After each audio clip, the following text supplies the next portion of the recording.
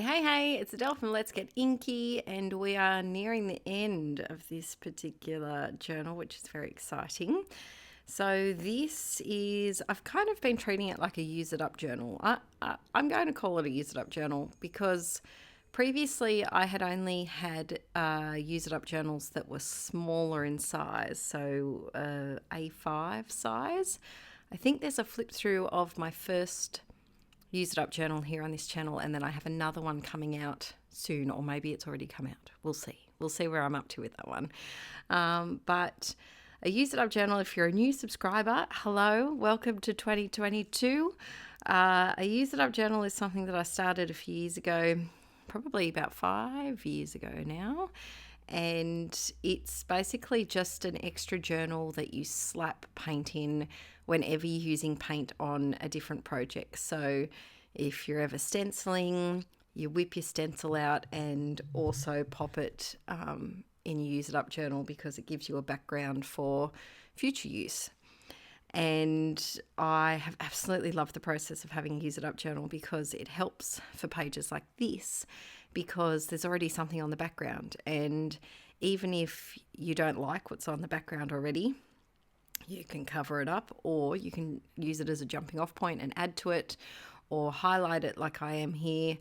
So for this page, I had apparently wiped my brayer on it with some pink and a little bit of yellow or orange paint.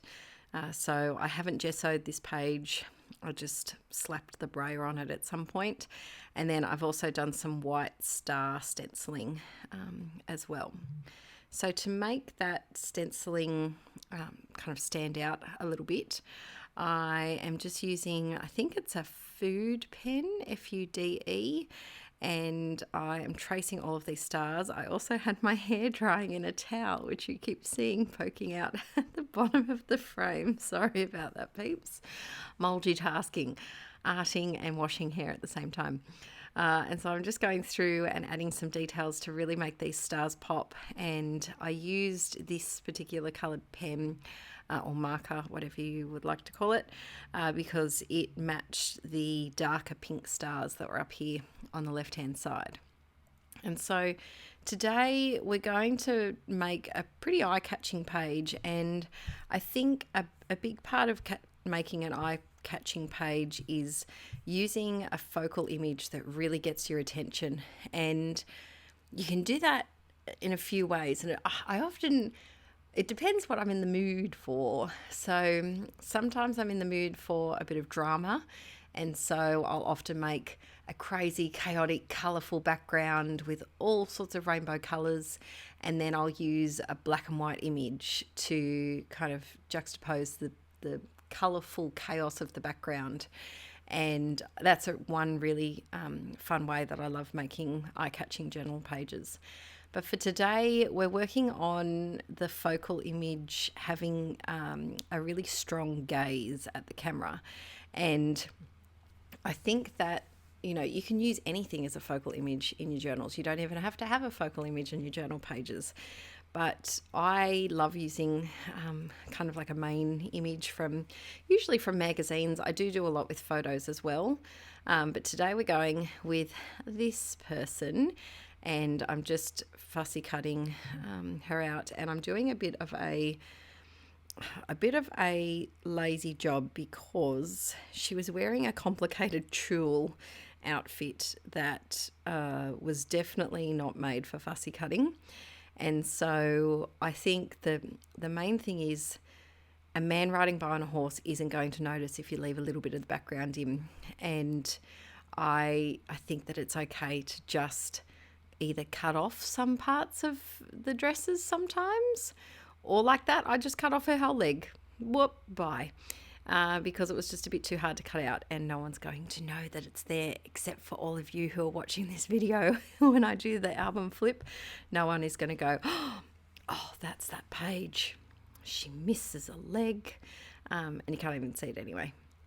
So I'm sticking her in, and I love sticking my focal images in the center of my spread when I want to get that attention. And I have to be careful sometimes I try to make it so that the center of the face isn't directly in the spine and that it's slightly over to one side, more so than the other.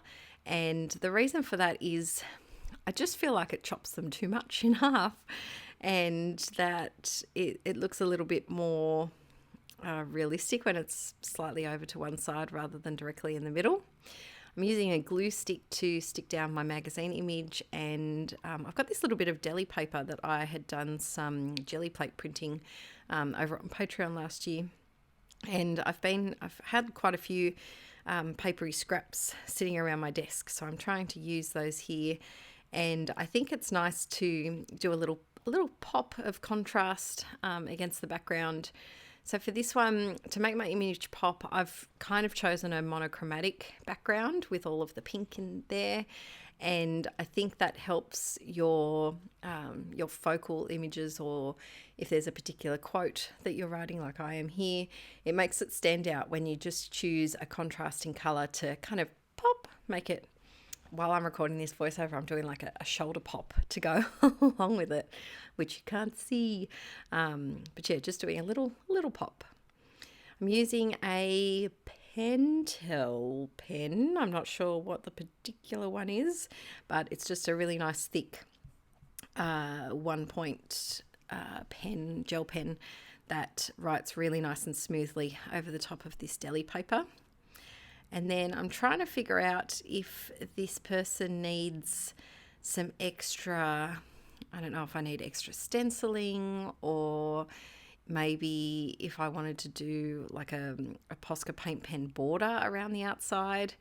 And while I'm trying to figure out what I need on this page, I decide to do some splats. I always go for mark making, splatting, anything that is easy to do when I'm trying to make decisions about where the rest of the page is going, what direction it's going in. So I grabbed some Liquitex acrylic ink for today's ones because it was in reach. I usually use gesso, but acrylic ink is a lot easier to do for splatters. And I covered up her face very, very technically with a bit of extra paper towel that I had. Something that was annoying me was the top of this page. Well, the page itself has a creamy undertone.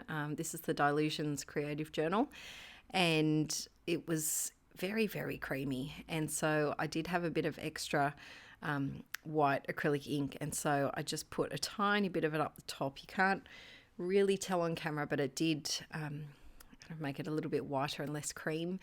And at the time of recording this voiceover, I only have one page in this journal left. So there will be a flip through of this coming up very soon. And this has been a journal which it was an experiment for me because I bought 2 of these 8x8 Dilutions journals, and it was a size that I'd never played with. I'd never experimented with a square journal before. And at the start, honestly, I really didn't like it. I found it hard to work in. But now I'm really enjoying having like a longer orientation for my art journal pages compared to, say, my denim journal, or my Jamie journal, or my A4 Dilutions journal. It is a completely different format that you kind of have to get used to doing. It's like when I swapped from doing 12x12 layouts in my Inkie Quill channel to doing 9x12s and 8.5s by 11s. It's just an adjustment. You kind of have to change your creative thinking. And so I am going to miss the square format when this journal's finished. But I will also be glad to try something a bit new. I think I might even go for super skinny and horizontal. We'll see. It'll be an adventure. So jazz hands, thanks for joining, peeps. We've got lots of fun mark making in the background that ties in the colours of the deli paper. If you enjoyed art journaling, please give this video a thumbs up. It helps my channel be discovered by new inklets. And I'll see you all next week with another video. Have a great one, peeps. Bye.